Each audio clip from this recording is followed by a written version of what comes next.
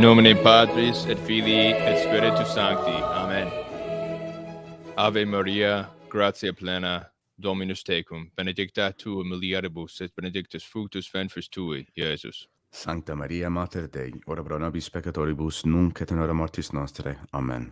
In nomine Patris et Filii et Spiritus Sancti. Amen. Brethren in Christ, laudetur Jesus Christus. In secula. This is Timothy Flanders with the meaning of Catholic. Jesus is King. Welcome to a Texas edition of the Terror of Demons morning show, together with the co-host, the author in person, as well as the paleocrat himself and everyone's favorite Texan, Luis Medina. Luis, how you doing, brother? Good, brothers. This is the Texas part of the terror part of the show. So thank you for having me over. Good morning, y'all. I'm so happy to be here once again. Luis just did his first Meaning of Catholic broadcast last week. How did it go? Yes. Great. It was awesome. I had a blast, and we're gearing up for another one. Thank you all for supporting us and just commenting on that. It was awesome. Thanks for the privilege. Sweet. So are you going to do Tuesday nights? Is that the plan right now? As long as the schedule allows it. That's kind of the aim. Tuesday evenings, Tuesday nights. As many of y'all know, it's kind of hard to be with all this radio schedule, kids, and all that. That's usually the best window of opportunity that I have. So I love it. And Tuesdays is one of my favorite days. It's the Sorrowful Mysteries of the Rosary, anyway. So there you go. Sweet. Take it as penance. So what time is it gonna be a regularly scheduled program? Yeah, it's gonna be usually aiming around 7 Central Time. The best time in the world here in the United States. So 7, 8 o'clock. So check it out. Stay tuned. Yeah. Sweet. So we'll adjust night, something. 7 Central. Yeah, we'll that's 8 make Eastern. It work. Yeah, for those who are not. Yeah, that's 8 o'clock for the real world. Well, but for the time challenge people, 8 o'clock in the East Coast. Yeah. I'm teasing y'all. Yes, 8 o'clock. Sweet. So check out Luis's Reconquista network in English edition. Yeah. Tuesday night, 7 Central, 8 Eastern. We will make an awesome thumbnail for you. We haven't made it yet, but we will. Yeah. So this week is the second week of Advent. Mm-hmm. So let's get out our liturgy of the home calendar here. Today is a great day, St. Nicholas. Happy St. Nicholas Day, everybody. Yeah. St. Nicholas Day. So I hope you put stuff in the shoes. Yeah, put some candy in the shoes for the kids. Yeah, it's a fantastic day. Wonderful saint. I've heard there's St. Nicholas is in the running at least for the most churches dedicated to him. Oh, he's got so especially many. If you include the East, right? He's huge. We forgot how huge he is in the East. Yes. So a great saint, wonderful. St. Nicholas, we've got St. Ambrose, a great intercessor for bishops these days. He was a great bishop who stood up against Emperor Theodosius. When Emperor Theodosius went out of line, St. Ambrose stood up to him, made him do penance. Yeah. And of course, Our Lady's Immaculate Conception, December 8th. Mm-hmm. A wonderful, wonderful feast day. And I'll talk about why that plays an important role in my book. Then we have Ferias and then St. Damasus.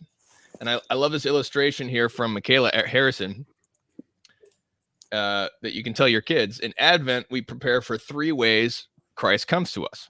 And then she has in the flesh, in history, in the soul, in mystery.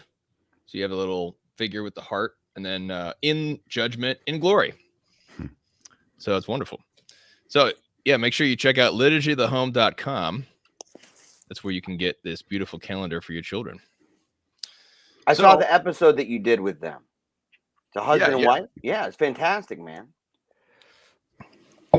Yeah, the here's Jeremiah right here. Jeremiah Harrison. Oh yeah, Jeremiah Harrison. He's also in Central Time. So welcome to all of our Central Time viewers and listeners. Yes, indeed. These flyover states, they couldn't handle not being important. So Yeah.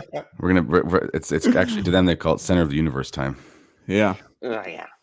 So Paleocrat, what do you got going on this week? I always have a lot going on, man. I've got today at 11 Eastern time, I have my continuation of how not to be secular, and that's over at Reason in Theology. And then I've got we're continuing the Fatherless Son series. I think I've only got about 3 more videos in that series, and that will be on Wednesday as well as on Friday. And then tomorrow, we talked about it, prayed about it, and Our Lady of Perpetual Help is going to be is officially, the Kaiser has determined this, the patroness of the Wolf Pack. And so it worked out perfectly because we have a Redemptorist parish up the road from my house. And so on Tuesdays, they have special devotion to her, and they have a nice grotto with a beautiful image of Our Lady and our Lord.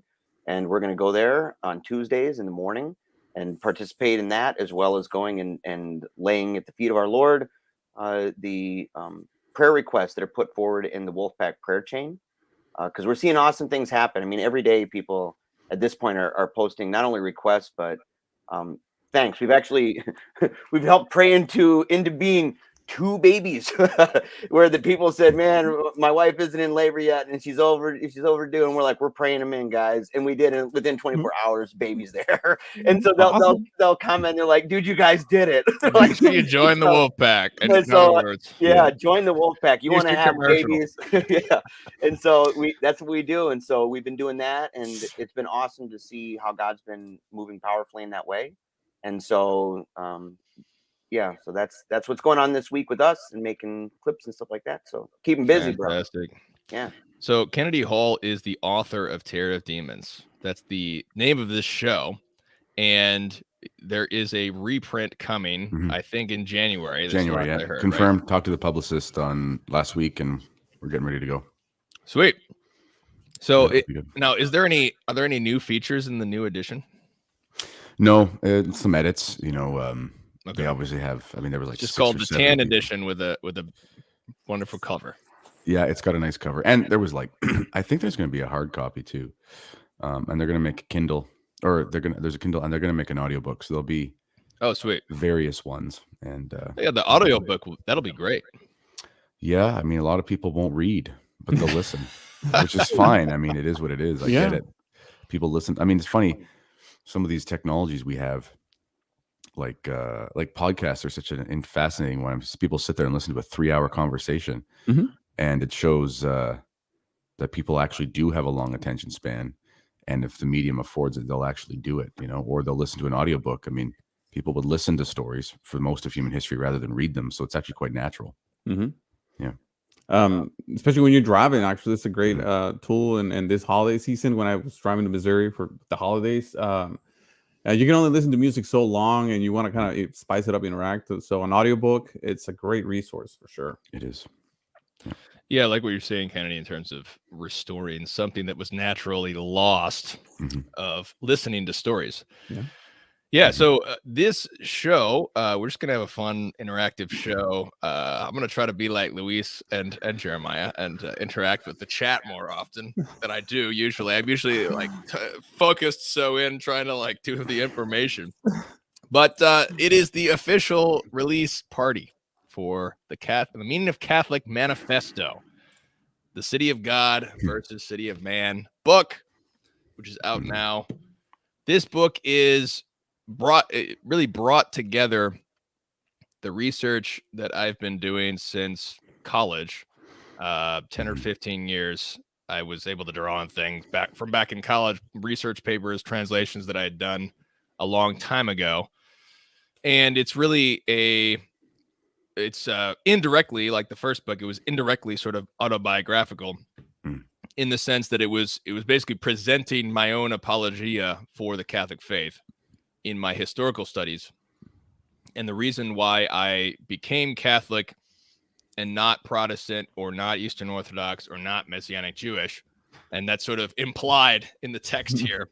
But it is a historical companion to actual Terror of Demons by Kennedy Hall. Terror of Demons by Kennedy Hall is a practical companion to recovering Catholic masculinity. It's very much focused on your spiritual life and recovering things, but it also makes mention to the Crusades. And there's a chapter on the Crusades in Terror of Demons, and you actually Kennedy quotes a great deal of the sermon of Urban II.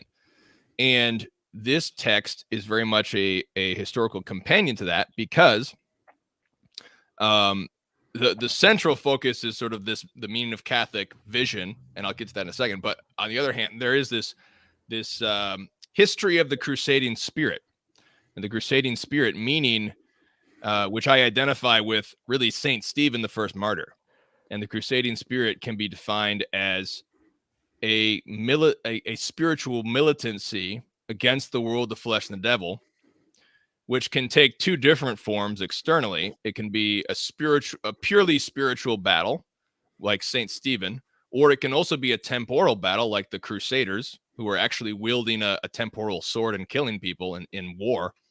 But in both cases, it is a war that is completely detached from earthly considerations and earthly attachment whatsoever. It's about the city of God and the heavenly city, and that's what is being fought for.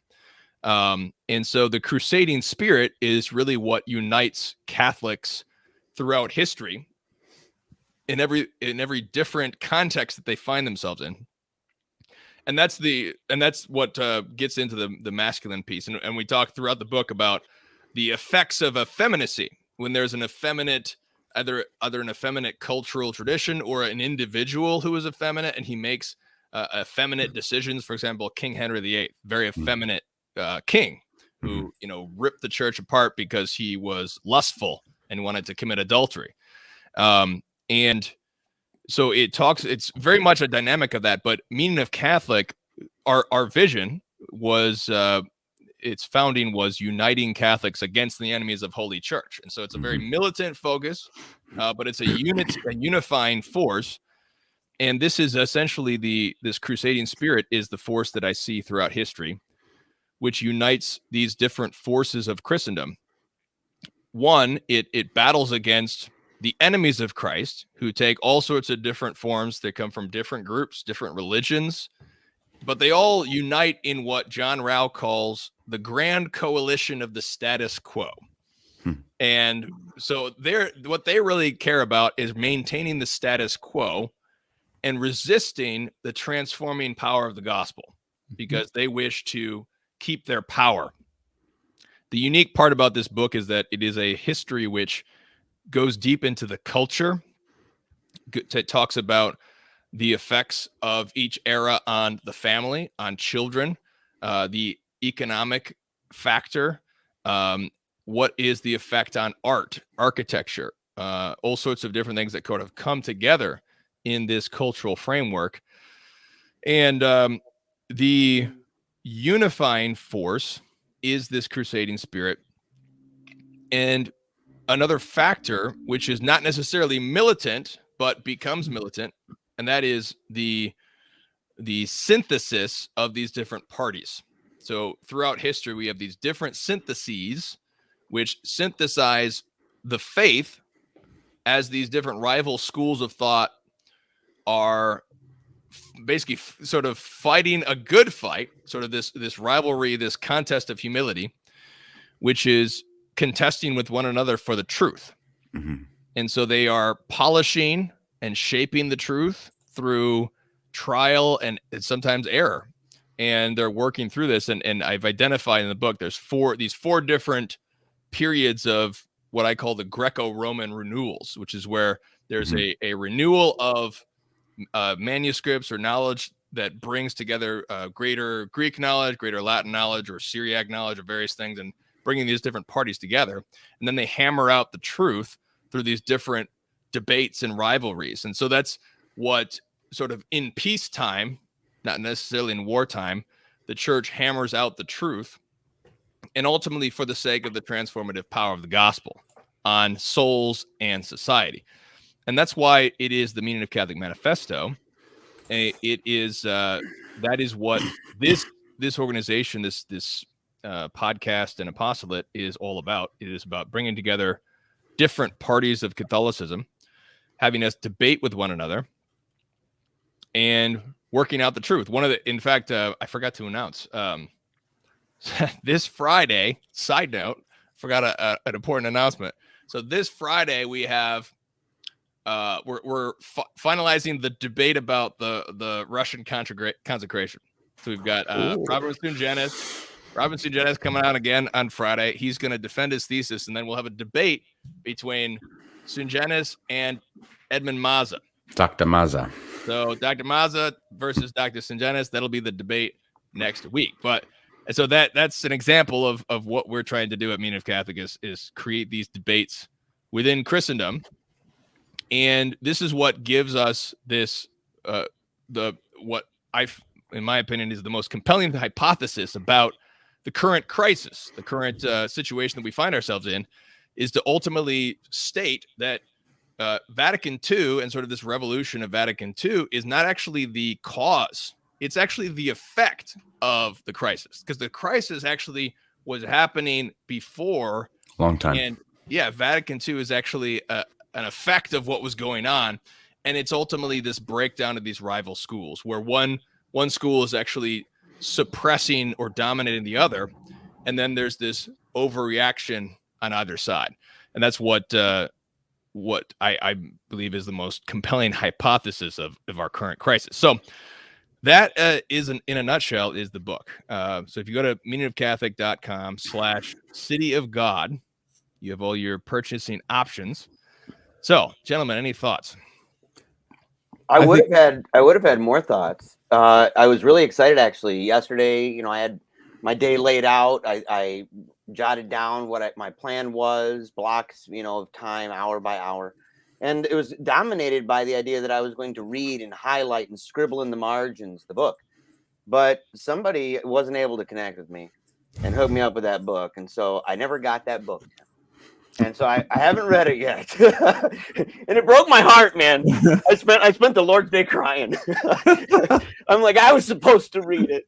But no, I love it. And you know what? I'm so glad that you did it, because it's one of the things that I've really appreciated from the get-go about Meaning of Catholic, that we have differences of opinion. And I remember early on, you said something, it was just in passing, and it's one of those, maybe a throwaway comment for you, but it wasn't for me. And it was something like, something like I didn't have to say when I agreed with you, but if I, disagree with me, right? Like that kind of thing. It's okay if you have disagreements to express them out loud.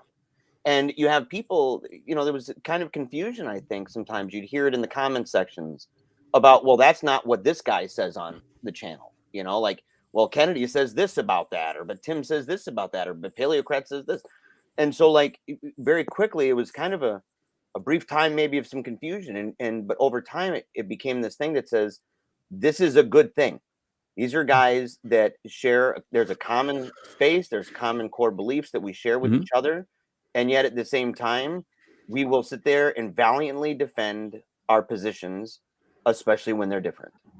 But it's done within an overall context of solidarity and camaraderie. And I think that really stands out. I think it's one of those things that is kind of a crown jewel of this apostolate. And so for you to put forward a book that lays out that case, not only as it stands now as a preference for, well, this is our channel and this is the way we'd like to go, but saying this is actually a good thing you can see throughout history, and you can see the advantage of that and the advancement of the kingdom in time. I think it's invaluable. I think that it's priceless. And so I'm really glad you did it, and I'm excited to read it. Yeah. Well, I mean, what we're trying to do here is basically be Christendom. Yeah. in a podcast, and then as a resource. And this book is sort of a history of that Christendom, as God willing. That's what I've attempted to do here. One of the things that go ahead. No, you go first. You go first. Just one of the things that I emphasize during my podcast, or when I recommend the channel Meaning of Catholic. By the way, congratulations on this new achievement, Timothy. This is not just like Jeremiah mentioned, an intellectual discussion, or Kennedy. We talk also on the chat. The reason why we have this apostolate here is for you guys to have a tool. All of us actually have a tool to deal with this world that is absolutely against the faith. It's not just like, talking from ivory towers and just trying to like make ourselves feel smart and all that, which in my case I'm not even that close to y'all's level, but this is providing a resource that we all can benefit from. And personally, like we all mentioned before about having different positions and questioning certain things, all within the Catholic spirit. Personally, I mentioned different times and different occasions. I used to be, for example, kind of harsh, not harsh, but kind of hard-hearted towards the fraternity of St. Peter. Well, I'm sorry, St. Pius, Society of St. Pius, Lefebvre and all that. And in a weird twist of events is like interacting with people like you guys, or even rereading and re-challenging my positions. For example, Pope Francis, when he gave during the year of mercy, granted faculties to the Society of St. Pius. That kind of, pushes you a little bit, like pushes your boundaries a little bit to re-question things that you were so dogmatic before in certain areas. We're not talking about dogmas like of the faith, obviously, but we're never going to go like questioning the Trinity or the Creed and all that. But in other positions that we may have differences of opinion, that iron sharpening iron actually is great. It's a great benefit. And this is what we see here in the Meaning of Catholic. This is why I'm so happy and excited to be part of this project, because this is not, hey, just come and talk about whatever you know about Spain or Hispanic cultures or geopolitics or whatever, and just make yourself look good. It's like, no, let's learn from each other. Let's challenge some positions here like that, that can be improved. And let's expand and broaden our horizons, all to advance what Timothy mentioned earlier is Christendom, Christian culture, because this is what it's about, So congratulations, props to you, and I'm very excited I'm looking forward to reading that book too. Yeah, I agree with Jeremiah, especially. I love valiantly defending my opinion, especially when he's wrong. Like, it's one of my I knew it was coming. I knew it. Yeah. No, it's yeah. As a corollary. So our district superior here, Father David Sherry, of the society, he's obviously been having to deal with this medication that everybody's worried about. Leave it off YouTube. And he was trying to explain a principle that is very hard to articulate for a lot of Catholics. That how can one thing be sinful for one person and not for another person? Now, obviously, if something is an intrinsic evil, which is a very high degree, hard to get to, but with something like a medicine, the reasoning around it is actually kind of the point. The substance, obviously, we don't need to go into the whole moral cooperation, remote moral cooperation, grave evil, that sort of thing. But we all know the story. But the point is how could some people be in a position where he wouldn't say this was sinful for you, whereas others it would be? And he was trying to explain this position that has been lost on a lot of Catholics, because it requires distinctions. I'm not a Thomist. I don't believe there's no salvation outside Thomism, as Tim and I joke. But I do believe that the Thomistic language has been of infinite value to making distinctions, because it's just sound philosophical language. Anyway, it's very helpful. But we've lost that, of course. So he was trying to explain, like, the Protestants exalt the conscience to be basically God himself, which is an error. Okay. So as a reaction to that, we almost believe that, like, there's no such thing as conscience. It's like, my conscience is the Catechism of Trent, and like that's all I think, and that's fine. That you probably go to. That's a good thing, but how do you apply that to prudential realities and things? Yeah. And he was explaining that, if you're convicted about something and you have good reasons for it, and you've formed your conscience and you've prayed about it, you've read about it, and then you go against that, that's the sin. That's the sin. The sin is you. I don't know what you'd call that, but and it makes perfect sense. But that's something that was understood by Catholics, where you could have a conscience that was immovable, but it wasn't because you exalted it over divine revelation or you exalted it over the magisterium. It's because you flooded it with those things and you came to a conclusion that that's the only one you can have. Mm-hmm. And Catholics for centuries understood that, which is why you could have the Franciscans and the Dominicans, both incredible orders historically in the church, like almost excommunicating each other. I mean, like on the razor's edge, but there was the opposite of pride. It was, I can't agree with you because like I'd be lying, you know, and it might be wrong. I mean, you find out 100 years later, these people flesh this out, but that's been completely lost. And amongst traditionalists, so-called traditional minded, we don't know how to do that very well either. We really don't. And unfortunately, one of the problems in traditional Catholicism, or the traditional minded movement, let's say, is because we don't know how to do it, we don't also know how to reconcile with things from the post-conciliar era that are just happen to be true, because we don't know how to make the distinctions. And one of the things I was thinking about is I was reading through some political philosophers from the 1800s in France, which is an era that we would call the Enlightenment, obviously, right? And I'm reading through these philosophers, and they had really good ideas. Now, they weren't Enlightenment thinkers, but they're in this category of people in the Enlightenment. And but I thought to myself, you know, it's a strange thing. It's almost like we give the devil more than he's due. It's like we think that Catholic thought stopped progressing just because an evil movement started in the same country. You know, like there was still Catholicism, and even though there was Robespierre and all these wackos, there was still a progression.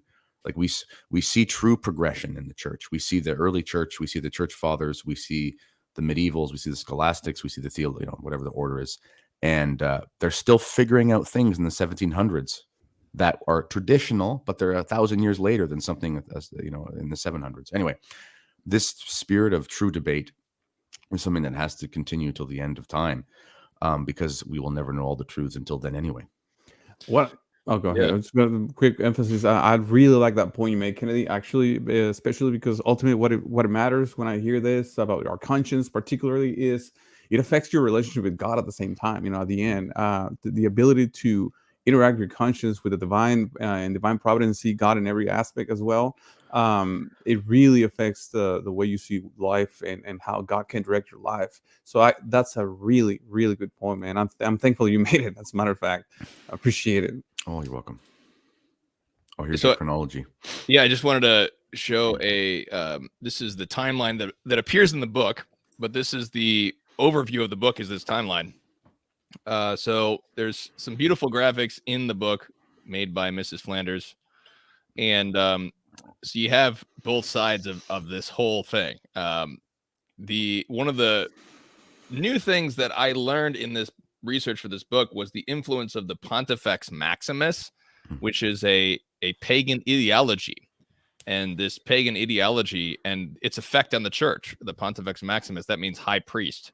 And it was the sacred emperor of Constantinople, and how he took on the Pontifex Maximus and how that actually affected the church. And one of the other things that we included a lot was the Syriac Christendom, which a lot of people don't talk about because there's not a lot of research on Syriac Christianity.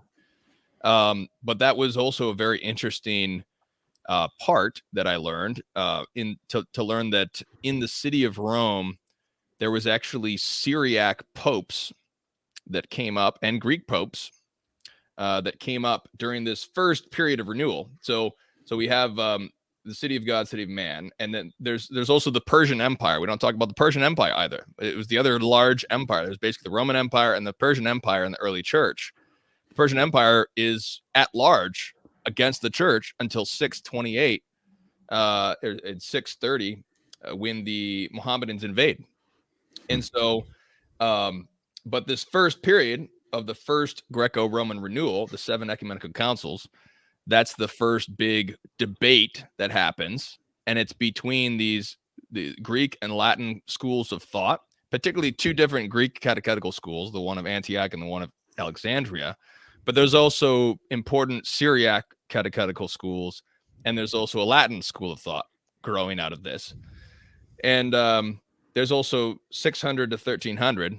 The Syriac church advances east all the way to Japan. So it's this massive sort of golden age of Christianity in Asia that people don't talk about because it got wiped out by Tamerlane later But there's these Christendoms. The first Christendom really was Armenia, actually. And in fact, we could actually go earlier than that. But Armenia is the big one. And then there's Georgia, the Georgian Christendom. And it's Nicaea doesn't happen until 325. And really not until 381 is Christianity truly the official religion of the Roman Empire. But the city of Man then is all of these violent invasions. Mohammedans, the Vikings. We have the first pornocracy. We have the first iconoclasm. Meanwhile, we have 800 is the Latin Christendom of Charlemagne. The triumph of Orthodoxy. We also have Polish and Russian Christendom, 966, 988. But city of Man, the Greek schism is hardening over this few hundreds of years. And the Greek schism really is an effort by there's two different parties in the Greek East. There's a schismatic Greek party, which is very much into the Pontifex Maximus ideology, or the Roma ideology. Roma was the divinization of the Roman Empire. And they're fighting with the Orthodox Greeks. And the Orthodox Greeks are either fleeing to the West or they're being martyred in the East under various iconoclasms. And then we have the second Greco-Roman renewal. So this is happening in Western Europe in particular.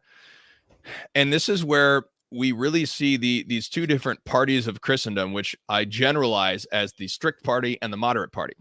The strict party desires to keep everything the same as it is, keep tradition the same, and pass it down for the sake of Christ the King. Whereas the moderate party wants to adopt certain elements of new ideas for the sake of Christ the King. They both have the same goal, but they have different approaches to it. Now, the moderate party, the strict party in this second Greco-Roman renewal was St. Bonaventure and the Franciscans. They were the strict party. They held to the Augustinian inheritance of Neoplatonic thought in the fathers. But there was a controversial new idea, and that was St. Thomas Aquinas, Aristotle, reappropriating some other pre-Christian pagan philosophy, which was extremely controversial at the time. But this is what produced the second Greco-Roman renewal, was this rivalry between the Dominicans and the Franciscans. And but then we have the West's fall from grace. We have the wrath of God poured out because of the avarice of many kings and wickedness of the people. We've got Black Death, the Western Schism, the 100 Years fratricidal war. We also have the second pornocracy that comes out in the Renaissance papacy. But nevertheless, God is working the third Greco-Roman renewal. Now, by the way, all this time, we have the Mohammedans constantly conquesting and invading this whole time, trying to take over. 1517, that's the beginning of a new caliphate in Egypt. At the same year that Martin Luther began his thing, there was a new movement of Mohammedans, and that was the Turks, Ottoman Empire, coming out. So the Council of Trent.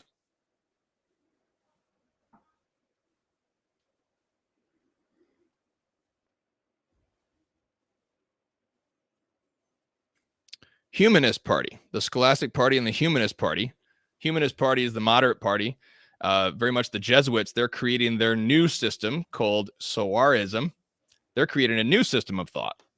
And out of this comes all these second Christendoms. You have the Spanish, Mexican Christendom, South American Christendom, Filipino Christendom, Italian, French, Canadian, Caribbean, Austrian, Portuguese, and others. And this is something that people don't realize either, is that the Protestant revolt was actually a failure. It actually did not work. By 1600, Protestantism was in decline. And why did it actually end up succeeding? Well, there was a massive betrayal by two significant Catholic powers who actually went over to the Protestant side in the 1600s. But we have this flowering of Baroque Christendom that comes out of this Protestant revolt. You have this wonderful flowering. And we even have the decline of the Mohammedan threat, 1697. That's the end. This is really the end of Mohammedanism being an actual threat. But then we have new threats, Freemasonry. We have the betrayal of the papacy betraying the Jesuits. This was back when the Jesuits were the good guys, of course. We always need to remind people of that. But then we have the founding of what we call in the book anti-culture. And this is what which is what liberalism is at root, is that it's anti-culture. And I'm going to explain why that is in just a minute. And then we'll get into a discussion of what the state is in this. And the empires of anti-culture, they're the ones that actually helped to resurrect Mohammedanism, because it was the British Empire which started to funnel money to the Wahhabi movement in Saudi Arabia against the Turkish Ottoman Empire. So they formed an alliance with the strictest form of Mohammedanism, and that's what helped bring about the threat of Mohammedanism that we have today. The reason Mohammedans are actually a problem today is because of the British Empire and the American Empire. But in our era, then we have the Fourth Greco-Roman Renewal. And this is where we have this massive ressourcement of patristic texts started in the mid 1800s that we've never had ever in the history of the world. That we have the dozens and dozens of volumes of Greek and Latin fathers, but not only that, they're still publishing and critical editions of Syriac, Ethiopian, Armenian, Georgian texts from the early patristic era. And all of this revolutionary period is what causes this Fourth Greco-Roman Renewal, and that's actually what's still going on. It's still in process, and that's why we have a crisis. Because when we have this debate, this rivalry, this back and forth, there can be actually a crisis. And in our day, there's been an overreaction, which very much began in, I would put the overreaction very much beginning around 1850. So I would really put that back. But we could even date it back into 1801 or 1773 if we'd like. These are ways that there was this back and forth, and there's been this debate among Catholics, this back and forth to this day. And that's what we're sort of suffering from, because now we have the third pornocracy, we have the new iconoclasm, we have the first and second sexual revolutions, we also have the horrific unborn Holocaust. Yeah. But Vatican I and Vatican II are both parts of this renewal and this debate. This is the part of the book that's not going to make anybody happy. This is going to make everyone angry, this part of the book, because it's going to challenge every single narrative that every different group that's current today has, and it's going to challenge each one of them, because at least in my view, I find that each one of them has sort of an incomplete picture of what's going on, because there are so many complexities to this modern era, and there's so many complexities to the issues in the church. So, I talk about the huge blunders of Pius IX. What did Pius IX do in the 1800s that was a terrible mistake that had terrible ramifications? What did Leo XIII do? What did Pius X do? What did Pius XI do? All these popes I review in the book, serious errors that had massive ramifications. So this is something that helps to bring about, well, this is a lot more complex than just, well, the modernists took over at Vatican II. It's not that complex. So the issue is that, one, we've lost our history, so we don't have an identity. And then instead of our history, we have these different ideological narratives about what really happened, which end up oversimplifying everything. And then it hardens our hearts against our brethren who are coming from a different point of view. And then we really can't move forward to actually get through this crisis because we're too hardened in our oversimplified narrative histories, which are oftentimes more ideology than real history. So that is an overview of the book, and that's what the book goes through. We go through that whole history. So try to be as simple as possible, because this is just a book for the lay reader. It's not designed to be an academic text, but it's trying to give as much information as possible to illustrate the complexity but in the simplest way possible, to try to provide this identity. So that's an overview of the text, and I can get into anti-culture in a minute. Any thoughts, gentlemen? I really like, first of all, that graphics is awesome. And it reminded me, I couldn't help to think of when you're mentioning that and going through that little timeline, which I'm a huge fan of. That's kind of how I learn things through a broader perspective. And then I go into the parts. I can't help to think about the iconoclasm, how it just keeps coming back, and messes the whole thing often. And even like Christian with the Vikings, and it's where iconoclasm in Protestantism actually took root in those northern countries, but also with the Muslims, around the same timeline.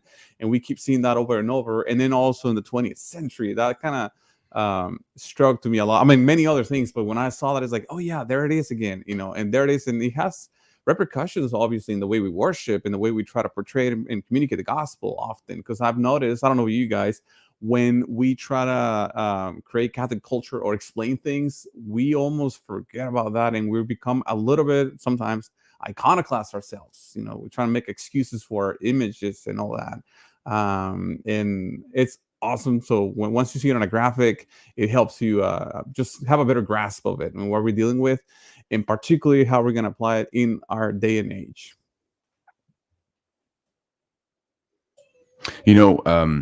I don't know if you guys if you've ever read Charles Murr's book, The Godmother, about Pope Pius XII's personal secretary. It's a really amazing book. You laugh, you cry, you love it more than cats, as they say. And but he has in it in the end, because he goes through a lot of like it's not a traditionalist book on the surface in a sense, but like it is in a weird way, but it's very approachable. But he goes through a lot of the stuff he learned about what was going on in Rome, and he became a priest in like 1971 or something like that. Ooh. And goes in as a traditional seminarian, comes out as a seminarian trying to figure things out, or as a priest in the new dynamic. And but he talks about he had a retreat. I think he was like 1972, and he was learning all this stuff, and it was really weighing heavily on him. And he was like, "What the heck is going on here?" And he had an audio book, a sermon of Fulton Sheen. I can't remember which technology it was. I think it was like pre 8-track. Like it was one of those things like we've forgotten about. Yeah. And he had it, and he was at some ranch in Italy, and he was in like a stable, literally around horses, and he just played this sermon by Fulton Sheen, this lecture, and listened to it. And Fulton Sheen actually says something very similar to what Tim has in his timeline there, as he talks about the 4 ages. He talks about these 500-year periods roughly where things pop off. And it was pretty fascinating. And his contention was, Christendom is dead, but Christianity is not. And he said it's died about 3 times before. And he goes through all the various periods when it happens. And it's amazing. I mean, God is the God of history. It's a kind of a fun cliche, but there's a reason why the wise men were actually looking at math and the stars, because they could see God's fingerprints on his creation.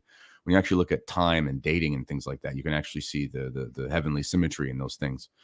And he was talking about how since we're in this new 500 years, we had this is the end of the Arian crisis, and then you have the schism and the rise of Islam, and then you have 500 years later you have Protestantism, and then all the errors in there. And now we're at the end.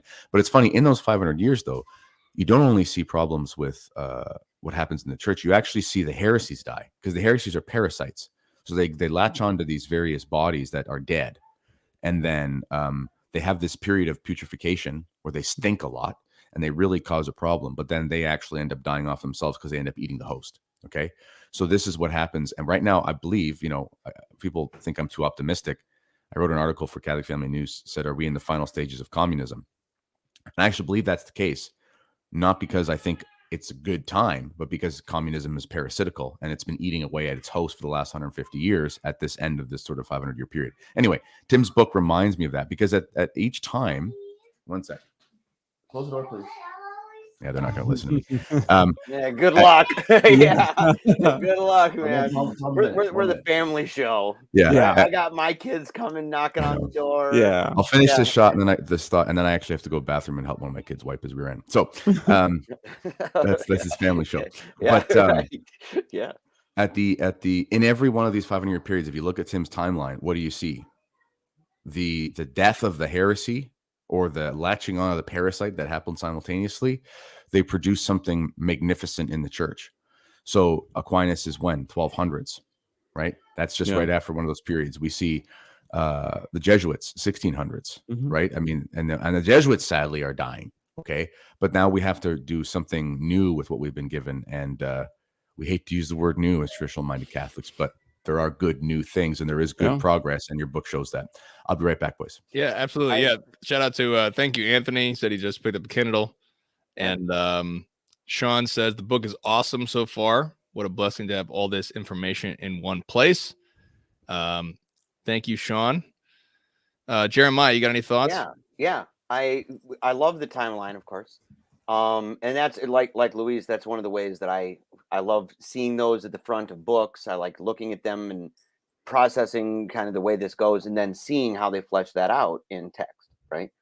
And it's great how you did that, because and you're much better at that. And of course, your wife is remarkable with like illustrations and graphics and thumbnails and all of that. She's kind of an unspoken hero a little bit. Well, you give credit where it's due, so she's not unspoken, right? But she's a real hero. Everything that's beautiful at Munich Catholic is made by my wife. Is made by, and that's a fact. Yeah, that's a fact. That's why it's beautiful.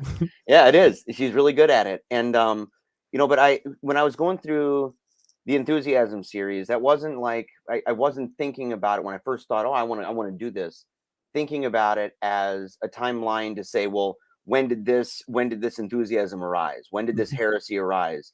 And why does it come back sometimes? Why are little bits and pieces here and there? And I use the phrase creative destruction. I said it's creative destruction. It explodes. It kind of has a lifespan of its own, dies, but fragments of it get stuck either by being picked up or by being lodged, right? Either which way, it makes its way and then manifests itself in a new form. But you see similarities with that. But as you were going through it, I started thinking, I'm like, because I want to put together a timeline for enthusiasm and to say, when did the church's response happen? And that I loved how you brought up that some of those popes that we look at and with great admiration, and rightly so, even saintly popes, that we can say there were certain mistakes made, and these mistakes had ramifications, because that was something that over time became really apparent as I'm going through the history of enthusiasm, is to say, and secular age, to say there were heresies that arise, responses that arise, and some of these decisions, even otherwise well-intended ones, ended up resulting in something that caused a problem later on, and it didn't adequately address the situation, or it resulted in how it played out in this interplay between the kingdom of God and the kingdom of man.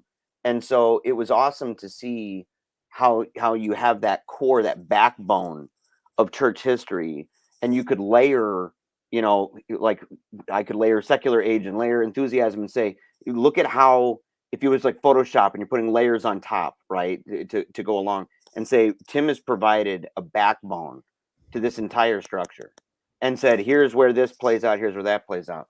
And it was awesome just as you were going through it. And it's one of those things, like, I got a lot of comments about it from people in the Wolfpack and stuff that have bought the book. And that was right out of the gate. They were like, right from the get-go, you open it up and you see these graphics and they're like, this is a tour de force. This is not a joke. This is something you're going to have to wrestle with, and that everybody will have something to wrestle with. It's not, it's not like you said, it's going to a little bit of making everybody a little bit grumpy, right? Because it's not confirming one person or another. It's saying, look, it's more complex than that. And you don't want to have your silver bullet theory, your grand theory is probably inadequate. And so it's more dynamic than that, which the result of that being that we can see it humanizes our opponent. Mm-hmm. And in this case, sadly, as it's turned out, our Catholic opponent, that there are Catholics that we're swashbuckling with and we're fencing with. And sometimes it gets brutal, especially now. I mean, it always has been. But now it seems, with social media and stuff like that, it's very cutthroat, and it tends toward sensationalism. It tends toward a lack of charity, knee-jerk reactions. We're not typographical minds right now, slowly going through a book. It's like, there's your hot take. Well, here's mine. I see your hot take, and I'll up you right on this. I'll raise you. And so to have a book like yours, again, I think it's so timely, And I know it took a long time, and I think it's one of the things where I can say it's timely, is that you can say took 10 to 15 years. It's the accumulation of all your time spent, your studies, the translations that you did, and all of this, and it came together for such a time as this. Mhm. And so, yeah. Thanks, man. Yeah, I appreciate it. Cola.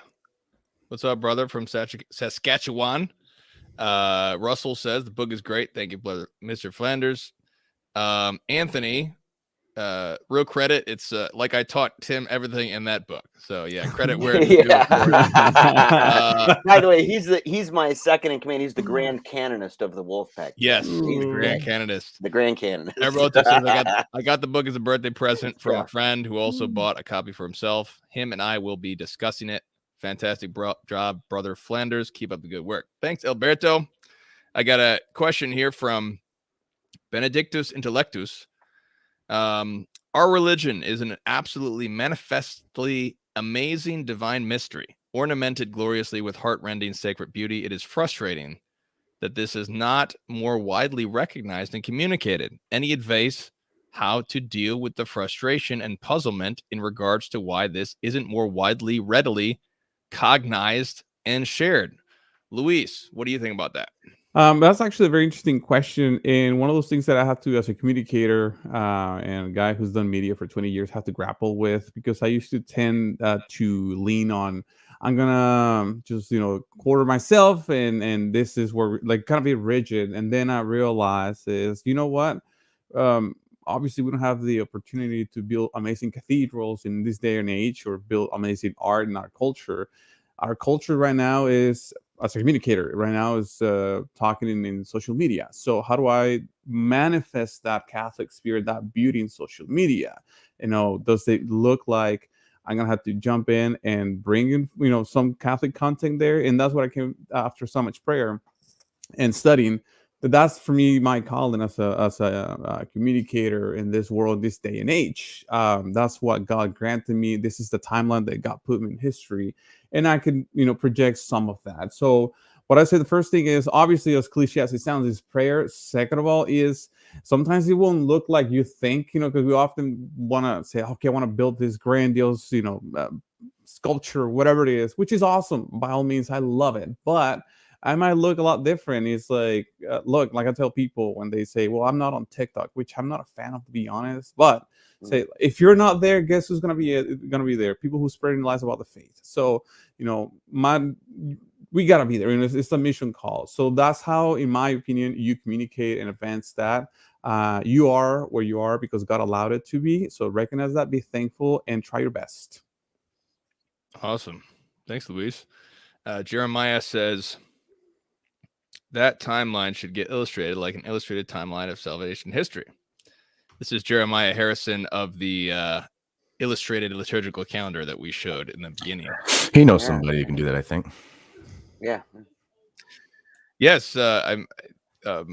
Flanders does a fantastic job with the graphics. I wanted to just say something real quick. The question, right, about our religion is this beautiful and remarkable and divine thing.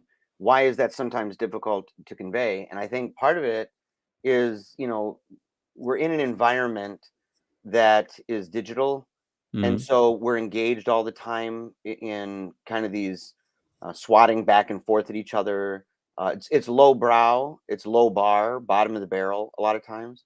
And we're in an era of where even news and information sharing and stuff like that tends towards sensationalism. And that's okay in some ways. Like, how many people would want to watch a news station where they interview folks on how long it's been since they've never been robbed, right? Like, yeah, we're interviewing this person today, Rando Joe over here. And he's like, I've lived at this house for 20 years and it's never been robbed. Great. We're back to you. Nobody cares. But if it's a house burning down, people, skin and tragedy attract a crowd, kind of thing. And so that's kind of part of the dynamic. But I think Ronald Knox, and I am bringing him up again. My wife bought me a book, The Lost Works. And in it, he has a chapter. His final chapter is a collection. His final book in there is 3 chapters, the only ones he got through, on advancing what he called a new apologetic. And he was grappling with things that we can now look back and say that's a secular age, what he's talking about, in this age that's arising. and what it does. But he says that he believes that there will come a time where we don't shelve intellectualism. We still have to remain robustly that because it's core to who we are as Catholic people.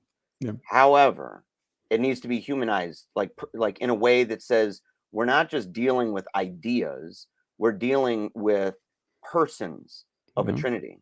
We're not just advocating the idea of a God, we are advocating the idea of a God-man in history. Trying to bring about, rather than just sticking strictly to abstractions, to say, how do these things become personal? How do they become things that are, you can almost see what the apostles saw when they would look at our Lord or hear our Lord, and the kind of awe with them with that. And that we've gotten lost in this kind of fencing exhibition oftentimes when we talk about theological matters. And that to get back to this place where instead of just doing that, we couple that with saying this exercise is not in and of itself. This exercise is to allow you to better understand the God of the universe, to better understand salvation, to better understand how we should live as Christian people, advancing the restoration of all things in Christ. And that is where embracing that and making it something that is alive in you, that burns in you when you hear it, right? Like the men on the road with our Lord, that they heard these things and it burned with them. That when this kind of thing happens, that draws out the beauty, not only in what you're saying, it's like it puts flesh on words for people. It makes it alive, and you become alive to them. And in that, even in the small ways, it's not necessarily the greatest cathedral. It's something even better. It's a living epistle.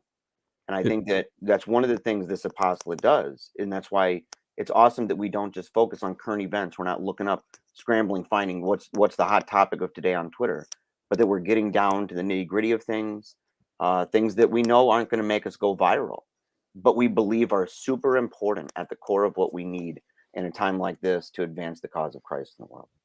I know we run out of time, but if I make very quick comment here, very at the end, like Jeremiah is saying, the way we communicate beauty is through our lives first and foremost. So there's nothing more beautiful in Catholicism than seeing somebody being transformed by Catholicism, more than any painting or any sculpture. That's one of the challenges that modern media gives us, because we cannot adequately communicate that beauty, that transforming power and beauty of Catholicism in our lives. And then when we have that window, we use it to spat with each other, which makes us weak on top of that. So there is an opportunity. It's just people have to see how the faith has transformed you in your environment. And it does once you let it happen. And the rest is up to the Holy Spirit. There's who was the director? Was it Hitchcock? And he said the two things you should never film would be the conjugal act and someone praying, because it would be impossible to show what's actually happening without cheapening it. Anyway, there's something to that. Yeah. That's great. I never heard that quote before. Well, we are all out of time. So thanks so much for watching. You can get the book at meaningofcatholic.com/City of God. Next week, Jeremiah's been itching to talk about the state. Yeah. And I'm sorry we've been delaying you so long. So I suggest next week we talk about the state and we reignite the fiery debate that we've been having. So I can talk to this anti-culture idea in the state, and then we can hash that out. What say you? Good to me, buddy. Sound good? All right. I'm glad we did this episode this way. Government and politics. Yeah. Thanks, man. So I also give great credit to Luis Medina, because his research actually played a big role in this book. So there's a lot of references and citations to Spanish works. That credit is due to Luis. So thank you, Luis, for all of his expertise on Spanish Christendom. It's certainly it's a story that needs to be told to the Anglosphere desperately. So this text tries to bring that out, especially the Spanish Christendom. So, thanks. All right. Well, let's pray a Pater Noster to end this out, and we'll commence the second week of Advent. Happy St. Nicholas Day to everyone. Nomine Patris et Filii Spiritus Sancti. Amen. Pater noster, qui es in celis, sanctificetur nomen tuum, adveniat regnum tuum, fiat voluntas tua, sicut in cielo et in terra. Panem nostrum quotidianum da nobis hodie, et dimitti nobis debita nostra, sicut et nos dimittimus debitoribus nostris, et ne nos inducas in tentationem, sed libera nos a malo. Amen. Amen. Nomine Patris, et Filii, et Spiritus Sancti. Amen. Amen. Jesus Amen. is King. Yeah.